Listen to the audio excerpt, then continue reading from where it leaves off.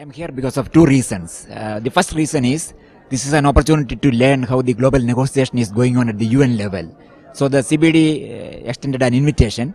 So I decided to come and learn the process because I know it is a complex process. It involves many interests and many undercurrents. So this is an opportunity to learn things. That is the first thing. Second thing is to contribute something because I have been in the field of biodiversity research and conservation for the last 20 years and supported by CBD in several initiatives. Then I thought, okay, it is an opportunity to contribute something in the process, especially in the side events and other things. So these are the two reasons why I am here. As an academician and an observer, tell us what is the most pressing issue of biodiversity in your region, which, let's say, southern part of India.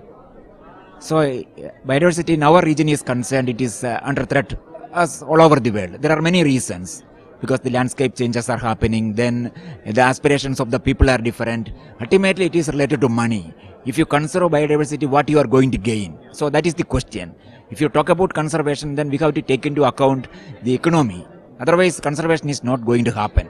So ultimately, it is the livelihood of the people and their well-being. So how we can link these two? So that is the pressing question here.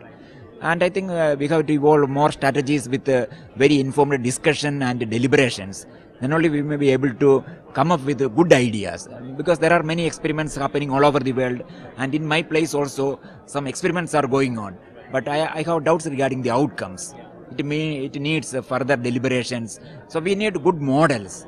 So to me as an observer, I haven't seen any good model to replicate with local modification.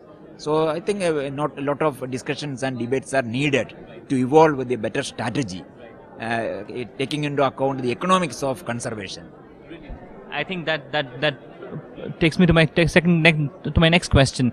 When you talk about a model, I understand there needs to be enough compelling reasons for anybody to take initiative and participate, which means a model should have an incentive or to participate and disincentive to shun away from unsustainable practices. Straight off the bat, what alternatives can you think of other than a government participation? Because government is doing whatever it can do or not doing it. So, aside from the government, what other alternatives can you think of that should be effective?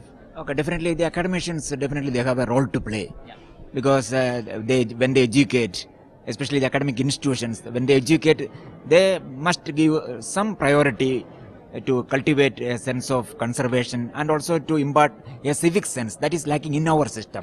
That is what I feel. When we use water, we know that water is very valuable, but that is not actually incorporated in our teaching learning process.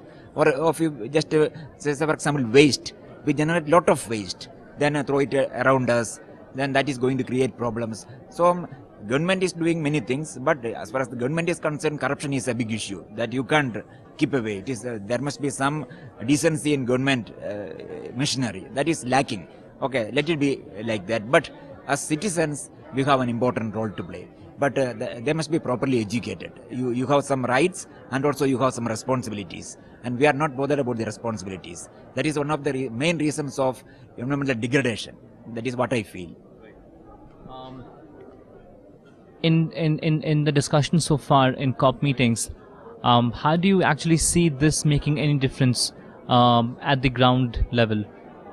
So I think that this is a very expensive meeting, I think. So when we talk about the outcomes, definitely there will be some outcomes, some declarations, as somebody said in the inaugural session, some Hyderabad declarations. But declarations are fine.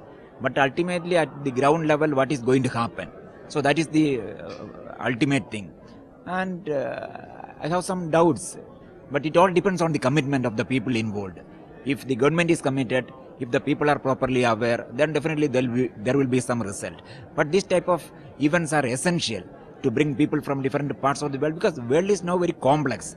Even though we talk about a global village, so village is very complex now. So that a lot of interest groups are there, a lot of so many issues coming up. But we have to conserve, we need a good environment for our survival, we need good quality water, good air and good food materials, everything we need. It is our own responsibility because nobody is coming here to make things good for us. So we have to discuss, debate, then find strategies and execute it with commitment and honesty. That is what I feel.